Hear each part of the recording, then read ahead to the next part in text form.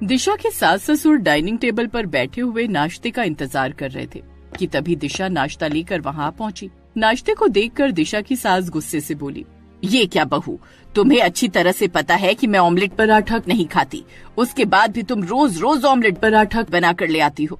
बहू, मैंने कहा था कि मैं नाश्ते में हल्का सूप पीना पसंद करूंगा और तुम मेरे लिए भी ऑमलेट पराठा ले आई। क्योंकि मुझे अंडा पराठा बहुत पसंद है।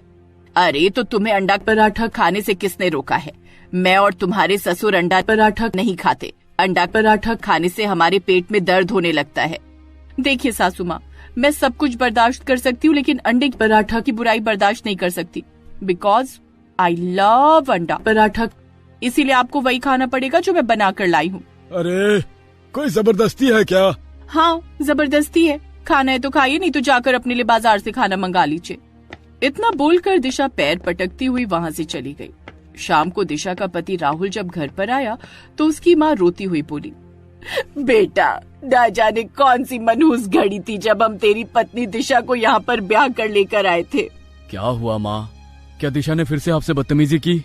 बेटा तू अच्छी तरह से जानता है कि हम दोनों अंडा पराठा नहीं खाते, लेकिन फिर भी तेरी पत्नी जानबूझकर रोज हमारे लिए कभी अंडे का ऑमलेट बनाती है तो कभी अंडे की भुजरी बनाती है, और तो और कभी कभी हमें दोपहर में भी जबरदस्ती अंडा पराठा खाने के लिए मजबूर करती है।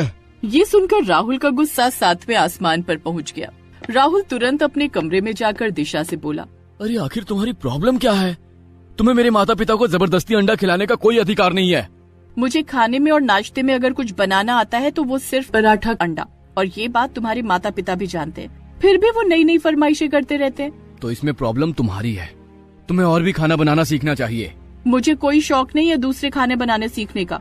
तो तुम यहाँ से जा सकती हो, तलाक का नोटिस तुम्हारे घर पर पहुँच जाएगा। राहुल की बात सुनकर दिशा गुस्से से उसी समय अपना सामान पैक करके अपने घर पर आ गई और सारी घटना अपनी माँ को बताती हुई बोली, मुझे अब उस इंसान के साथ नहीं रहना माँ। अच्छा हुआ जो उसने स्वयं मुझे तलाक देने की बात कही, नहीं तो कुछ दिन बाद मैं खुद उसे डिवोर्स के लिए कहने वाली थी। ये तू क्या कह रही है बेटी? तू जानती भी है कि डिवोर्स लेने के बाद लड़की की जिंदगी कितनी मुश्किल हो जाती है, और वैसे भी गलती तेरी है। दामाद जी से माफी मांगने की बजाय तू उल्टा सीधा बोल रही है। वो जमाने चले गए माँ जब तलाक के बाद लड़कियां समाज और घर के ऊपर बोझ बन जाती थी। मैं नए जमाने की लड़की हूँ और पढ़ी लिखी भी हूँ, और मैं अच्छी नौकरी कर सकती हूँ और कमा भी सकती हूँ। और वैसे भी मुझे राहुल में अब कोई इंटरेस्ट नहीं है। मैं अपने लिए कोई दूसरा जीवन साथी तलाश लूंगी जो मेरी ही सोच का हो। अगले दिन से दिशा ने नौकरी के लिए अप्लाई करना शुरू कर दिया। बहुत जल्दी उसे एक कंपनी का बड़ा ऑफर मिल गया। कुछ दिन बाद दिशा ने कंपनी ज्वाइन कर ली। कंपनी में दिशा की मुलाकात राजेश से हुई और कुछ दिनों बाद राजेश से दोस्ती हो गई, और ये दोस्ती कब प्यार में बदल गई दिशा को पता ही नहीं चला।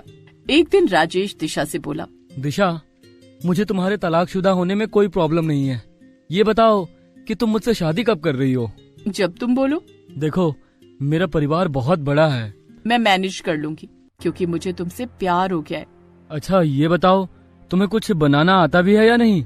देखो राजेश, मुझे अगर बनाना आता है तो वो सिर्फ अंडा पराठा।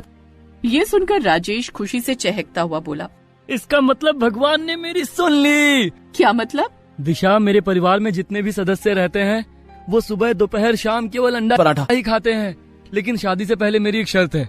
कैसी शर्त? देखो दिशा, मेरे घर वाले पुराने विचार ख्यालात के हैं। मुझसे शादी करने के बाद तुम्हें अपनी नौकरी को छोड़ना पड़ेगा। नौकरी करना भी कौन चाहता है राजेश, मैं तो मजबूरी में नौकरी कर रही थी। कुछ दिनों बाद दिशा राजेश की बहू बनकर उसके घर पर आ गई।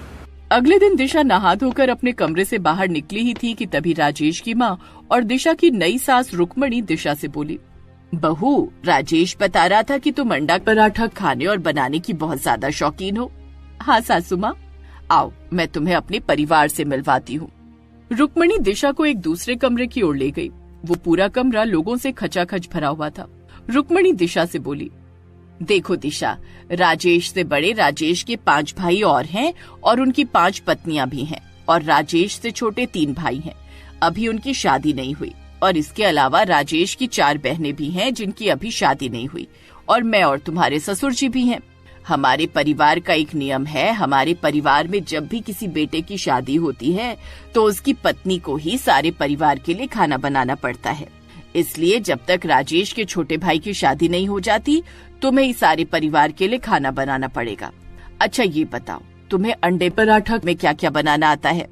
माँ जी, मुझे तो अंडे पराठा में सब कुछ बनाना आता है। तो फिर ठीक है बहू, जाओ जाकर नाश्ते में हम सबके लिए अंडा पराठा बनाओ और 200 अंडों का ऑमलेट बनाना। 200 अंडों की देसी घी में तली हुई अंडे की भुर्जी बनाना और 200 अंडों की अंडा करी बनाना और बाकी 400 अंडे उबालने के लिए रख देना। ये सुनकर दिशा को चक्कर आते हुए महसूस हुए। माँ जी, ये तो 1000 अंडे हो गए। हाँ दिशा, हमारा परिवार सुबह दोपहर शाम 1-1000 अंडे ही खाता है। जाओ जाकर काम पर लग जाओ। दिशा चुपचाप अंडे के आइटम बनाने में जुट गई। दोपहर तक दिशा अंडे ही पराठा बनाती रही। दोपहर में उसकी सास किचन में आकर बोली, दिशा तुम्हें शाम तक किचन में ही रहना है, इसीलिए अगर तुम्हें भूख लगे तो तुम किचन में ही खा लेना और खाने में तुम्हें क्या खाना है। और तुम जानती हो हमारे किचन में अंडे के अलावा कुछ भी नहीं। दिशा रात को 10 बजे थकी हारी अपने कमरे में चली गई और अपने पति राजेश से बोली, मेरा तो एक ही दिन में बैंड बज गया। दिशा, ये तो शुरुआत है और वैसे भी अंडे पराठा तो तुम्हारी फेवरेट है, तो तुम्हें तो कोई प्रॉब्लम नहीं होना चाहिए। राजेश की बात सुनकर दिशा चुपचाप सो गई और उस दिन के बाद रोज रोज ऐसे ही होने लगा। दिशा सुबह से लेकर रात तक अंडे पराठा ही बनाती रहती, मगर उसके ससुराल वालों की अंडे पराठा खाने की भूख ही खत्म नहीं होती थी। कुछ दिनों बाद दिशा प्रेग्नेंट हो गई। राजेश दिशा को डॉक्टर के पास ले गया। डॉक्टर राजेश और दिशा की ओर देखकर बोला, देखिए मिस्टर राजेश, आपकी बीवी प्रेग्नेंट है। इन्हें गर्म खाने से परहेज रखना होगा, जैसे तली हुई मसालेदार खाने की वस्तुएं, और खास तौर से अंडे को इग्नोर करना होगा। दिशा राजेश के साथ घर पर आ गई और राजेश से बोली, एक जमाना था कि मुझे अंडे से बहुत ज्यादा प्रेम था, लेकिन अब तो मुझे अंडे के नाम से भी उबकाई आ जाती है और अब मैं गर्भ से भी हूँ। तो तुम कहना क्या चाहती हो? मैं नहीं चाहती कि अंडे की वजह से मेरे बच्चे को कोई नुकसान पहुँचे और अब मैं घर का इतना काम भी नहीं कर सकती। ये सुनकर राजेश गुस्से से बोला, देखो दिशा, तुम्हें मैं यहाँ पर ये नौटंकी करने के लिए ब्याह कर नहीं लाया।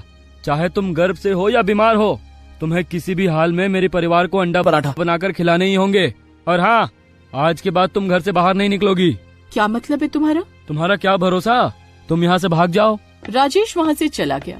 दिशा ने घर से बाहर निकलने की कोशिश की, मगर घर में ताले लगा दिए गए। दिशा उस घर में उस दिन से कैद हो गई। कुछ दिनों बाद जिस बात का दिशा को डर था वही हुआ। दिशा का गर्भपात हो गया। दिशा रोती हुई राजेश से बोली, तुम्हारी वजह से मेरा मिसकैरेज हो गया। कम ऑन दिशा, एक बार मिसकैरेज हुआ है तो इसका ये मतलब नहीं कि तुम कभी माँ नहीं बनोगी। कुछ दिनों बाद दिशा फिर से गर्भवती हुई, मगर दिशा का फिर से मिसकैरेज हो गया और फिर बेचारी दिशा को बार बार मिसकैरेज होने लगे। दिशा का खाना पीना अब छूट गया था और वो बहुत ज्यादा कमजोर हो चुकी थी। एक दिन राजेश जाकर दिशा से बोला, दिशा, जल्दी से बाहर 2 कप चाय लेकर आओ, मेरा दोस्त आया हुआ है। दिशा चाय लेकर बाहर चली गई, मगर बाहर वो राहुल को देखकर चौंक पड़ी। राजेश का दोस्त कोई और नहीं बल्कि उसका पहला पति राहुल था। अचानक दिशा बुरी तरह से चक्कर खाकर गिर पड़ी। इसको तुरंत डॉक्टर की जरूरत है। अपने दोस्त राहुल की बात सुनकर राजेश ना चाहते हुए भी दिशा को अस्पताल ले गया। दिशा को देखकर अस्पताल का डॉक्टर गुस्से से राजेश की ओर देखकर बोला, देखो, मैंने तुमसे मना किया था कि इनका गर्म चीजों से परहेज रखना, क्योंकि इनको कुछ प्रॉब्लम थी। उनकी हालत बता रही थी कि उन्हें एक बार नहीं बल्कि कई बार मिसकैरेज हुआ है। अब ये कभी माँ नहीं बन सकती।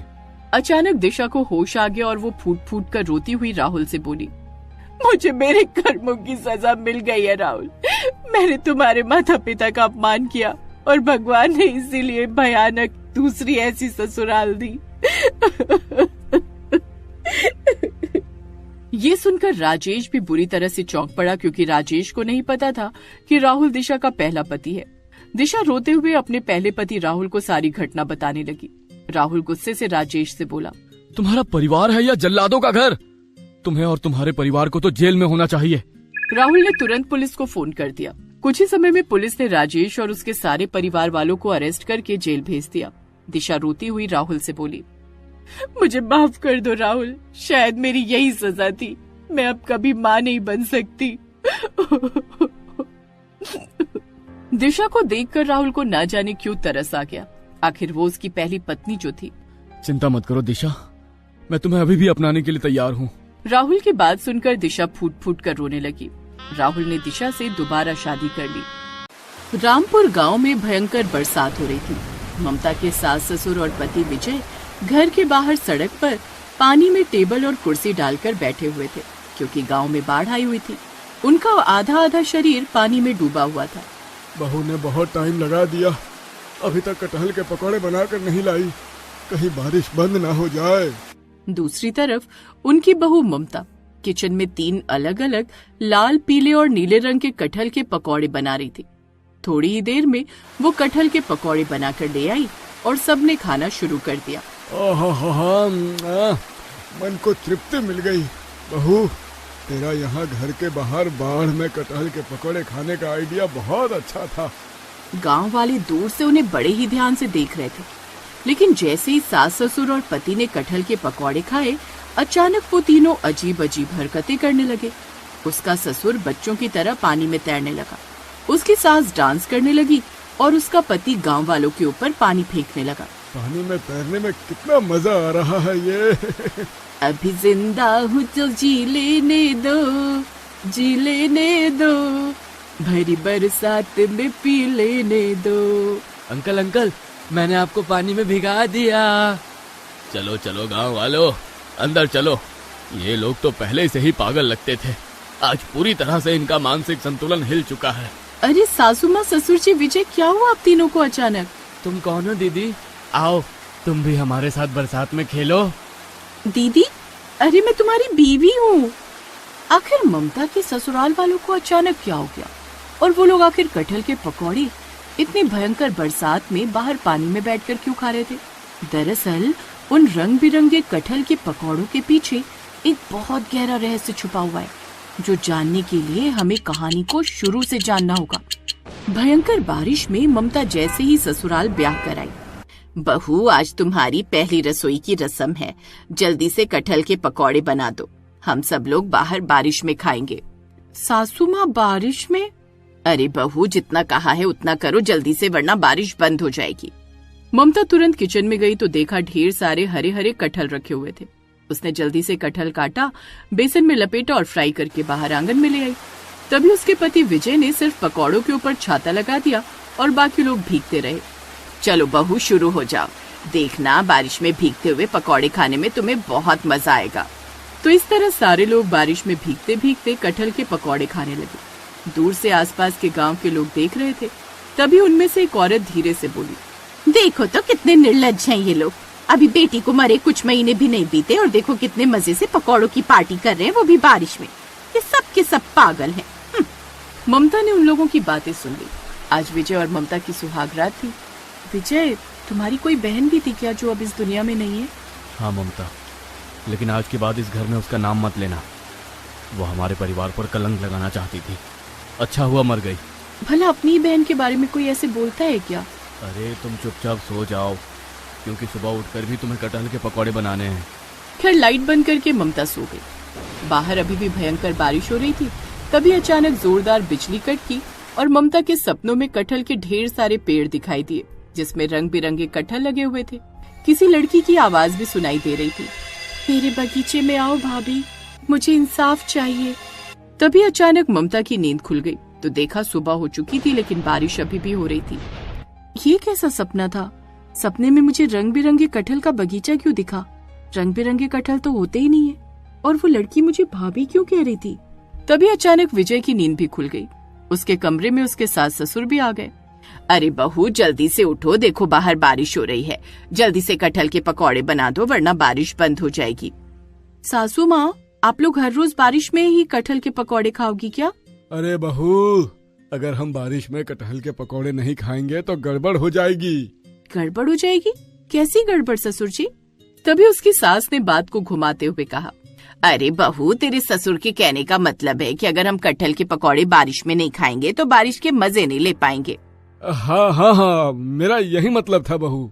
ममता नहा धोकर किचन में कटहल के पकौड़े बनाने लगी और मन ही मन सोचने लगी, ससुर जी ने कहा कि अगर हम बारिश में कटहल के पकौड़े नहीं खाएंगे तो गड़बड़ हो जाएगी। सासू माँ ने बात को घुमा दिया, पर लगता है इसके पीछे कोई बहुत बड़ा रहस्य छुपा हुआ है। खैर थोड़ी देर बाद ही वो कटहल के पकौड़े बनाकर आंगन में ले आई, लेकिन इस बार बारिश में पकौड़े खाने के तुरंत बाद ममता को बहुत तेज नींद आने लगी और वो कमरे में जाकर सो गई। बहू को अचानक क्या हो गया? उसे बारिश में अभी कुछ भी खाने की आदत नहीं है, इसलिए शायद नींद आ गई होगी। लेकिन ममता की जैसे ही आंख लगी, उसके सपने में फिर से वही रंग बिरंगे कटहल दिखने लगे। फिर से वही आवाज उसे पुकारने लगी, मेरे बगीचे में आओ भाभी, मुझे न्याय दिलाओ। ये सब सुनकर अचानक फिर से ममता की नींद खुल गई। ये सब मेरे साथ आखिर हो क्या रहा है? तो अब ये रोज का काम हो गया था। सुबह शाम उसके ससुराल वाले बारिश में बैठकर कटहल के पकौड़े खाते थे और ममता को अक्सर रंग बिरंगे कटहल का बगीचा सपने में दिखाई देता था। एक लड़की की आवाज भी सुनाई देती थी। फिर एक दिन शाम को उसने फैसला किया, उस सपने ने तो मुझे परेशान करके रखा है, लगता है मुझे रंग बिरंगे कटहल का बगीचा ढूंढना ही होगा। ममता बारिश में ही वो रंग बिरंगे कटहल का बगीचा ढूंढने गांव के बाहर निकल गई। क्या सच में रंग बिरंगे कटहल का कोई बगीचा होगा, या उस सपने का मुझ पर कुछ ज्यादा ही असर हो गया है? मुझे नहीं लगता कि ऐसा कोई बगीचा होता होगा। इतना बोलकर जैसे ही वो घर जाने के लिए पीछे पलटी, वैसे ही उसे अचानक सड़क के दाईं तरफ एक बगीचा दिख गया, जिसमें लाल, हरे और पीले रंग के कटहल लगे हुए थे। वो तुरंत भागकर उस बगीचे में गई। ये बगीचा तो ठीक वैसे ही है जैसा मैं अक्सर सपनों में देखती हूँ। खैर धीरे धीरे रात होने लगी। दूसरी तरफ उसके ससुराल वाले ममता का इंतजार कर रहे थे। इतनी बरसात में पता नहीं बहू कहाँ चली गई। मुझे कटहल के पकौड़े खाने का बहुत मन हो रहा है। पूरे गांव में बाढ़ आई हुई है, न जाने बहू कहाँ चली गई। कहीं ममता बाढ़ में कहीं फंस तो नहीं गई? अगर उसे कुछ हो गया तो हमें कटहल के पकौड़े कौन खिलाएगा? सारे लोग बारिश में बैठे थे। इतने में वहाँ पर ममता एक बहुत बड़ा झोला लेकर आ गई। वो भी बुरी तरह भीग चुकी थी। आप लोग चिंता मत कीजिए, मैं पकौड़े बनाने के लिए कटहल ही लेने गई थी और ये कटहल सबसे अलग है। ममता ने उस झोले से 3 अलग अलग रंग के कटहल निकाले, पहला लाल, दूसरा पीला और तीसरा नीला। इतने सारे रंगों के कटहल देखकर सारे लोग दंग रह गए। अरे ममता, ये रंग बिरंगे कटहल तुम्हें कहाँ मिले? ऐसे कटहल तो हमने पहली बार देखे हैं। मैंने भी पहली बार ही देखे हैं, लेकिन इस बार हम लोग बरसात में तो पकौड़े खाएंगे, लेकिन इसमें थोड़ा बदलाव किया है मैंने। हम सब लोग घर के बाहर सड़क पर पकौड़े खाएंगे। लेकिन बहू, बाहर हर तरफ बाढ़ आई हुई है। अरे तभी तो मजा आएगा ससुर जी। वैसे बहू सही कह रही है, चलो हम लोग बाहर टेबल कुर्सी लगाते हैं, तब तक बहू तुम अपने रंग बिरंगे कटहल से पकौड़े बनाओ। तो इस तरह उसके ससुराल वाले बाहर सड़क पर टेबल लगाकर बैठ गए। इधर थोड़ी देर बाद ममता रंग बिरंगे कटहल के पकौड़े बनाकर ले आई। पकौड़े खाते ही मन को तृप्ति मिल गई। बहू, तेरा यहाँ घर के बाहर बाढ़ में कटहल के पकौड़े खाने का आइडिया बहुत अच्छा था। गांव वाले दूर से उन्हें बड़े ही ध्यान से देख रहे थे, लेकिन जैसे ही सास ससुर और पति ने कटहल के पकौड़े खाए, अचानक वो तीनों अजीब अजीब हरकतें करने लगे। उसका ससुर बच्चों की तरह पानी में तैरने लगा, उसकी सास डांस करने लगी और उसका पति गांव वालों के ऊपर पानी फेंकने लगा। पानी में तैरने में कितना मजा आ रहा है ये। अभी जिंदा हूँ तो जी लेने दो, जी लेने दो, भरी बरसात में पी लेने दो। अंकल अंकल, मैंने आपको पानी में भिगा दिया। चलो चलो गांव वालों, अंदर चलो। ये लोग तो पहले से ही पागल लगते थे, आज पूरी तरह से इनका मानसिक संतुलन हिल चुका है। अरे सासू माँ, ससुर जी, विजय, क्या हुआ आप तीनों को अचानक? तुम कौन हो दीदी? आओ तुम भी हमारे साथ बरसात में खेलो। दीदी? अरे मैं तुम्हारी बीवी हूँ। तीनों पागलों की तरह पानी में खेलने लगे। पूरा गांव वहाँ इकट्ठा हो गया। तभी आसमान में अचानक बिजली कड़की और एक लड़की की आत्मा वहाँ प्रकट हुई। थैंक यू भाभी, आपने उन रंगीन कटहल के पकौड़े बनाकर मेरे माता पिता और भैया को खिला दिए। अब ये सब पागल होकर मर जाएंगे। अरे बहू, ये तो तुम्हारी ननद की आत्मा है जो कुछ महीने पहले मर गई थी।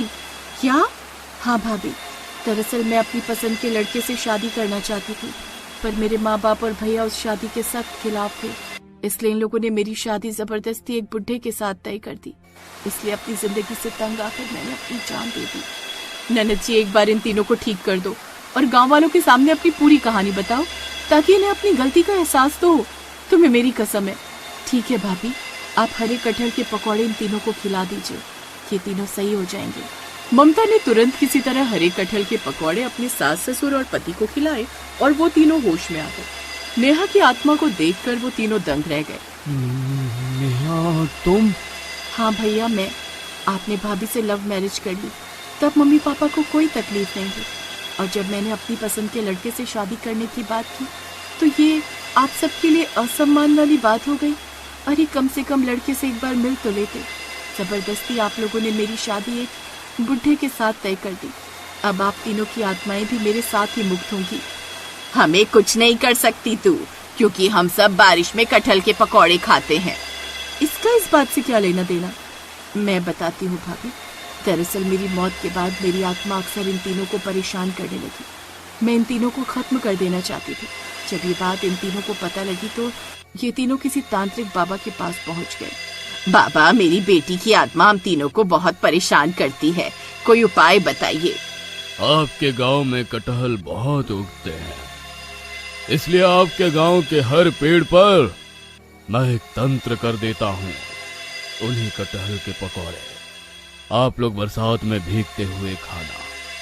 ये एक तांत्रिक प्रक्रिया है जिसके जरिए कोई भी आत्मा आप लोगों को नुकसान नहीं पहुंचा पाएगी। और फिर मैंने अपनी शक्तियों से रंग बिरंगे कटहल बनाए, जिससे उस तांत्रिक बाबा का असर पूरी तरह खत्म हो गया। अब तुम तीनों की मुक्ति भी मेरे साथ ही होगी। लड़का लड़की में बहुत भेदभाव करते हो ना तुम लोग, अब पता चलेगा। इतने में ममता के सास ससुर और पति की आत्मा उनके शरीर से निकल गई और नेहा की आत्मा के साथ गायब हो गई। लेकिन ममता बेचारी अब अकेली रह गई। गांव वालों ने उसे सहारा दिया। बेटी, अब तुम्हारी नंद की आत्मा को शांति मिल गई। तुम्हारे सास ससुर और पति ने बहुत गलत किया अपनी बेटी के साथ। अरे जो इंसान अपनी ही बेटी के साथ ऐसा करे उसे तो सजा मिलनी ही चाहिए। तुम चिंता मत करो बेटी, हम सब तुम्हारे साथ हैं। हम तुम्हारी शादी दोबारा कर देंगे। नहीं काका, अब मैं अपनी जिंदगी अकेले ही बिताऊंगी। बहुत सारी गरीब अनाथ बच्चों की सेवा करूंगी और लड़का लड़की में भेदभाव खत्म करने के लिए आंदोलन चलाऊंगी। प्यारे दोस्तों, आज की हमारी स्टोरी आप लोगों को कैसी लगी? अपना नाम कमेंट में लिखकर हमें जरूर बताएं। जिन लोगों ने चैनल सब्सक्राइब करके बेल आइकन प्रेस किए हैं और कमेंट में अपने नाम लिखे हैं, हमारे अगले वीडियो में उन्हीं के नाम चुने जाएंगे। तो दोस्तों, जल्दी से कमेंट में अपना नाम लिखिए। क्या आप बड़े होकर भी स्टोरी देखना पसंद करते हैं? तो अपना नाम कमेंट में जरूर लिखें। हमारे पिछले वीडियो से लकी ड्रॉ में चुने हुए नाम हैं सोनम, आरती, काजल, संगीता, राहुल, पूजा, लक्ष्मी, शिवानी और नेहा। जिन लोगों ने चैनल सब्सक्राइब करके कमेंट में अपना नाम लिखा है, हमारे अगले वीडियो में उन्हीं के नाम चुने जाएंगे। तो दोस्तों, जल्दी से कमेंट में अपना नाम लिख दीजिए।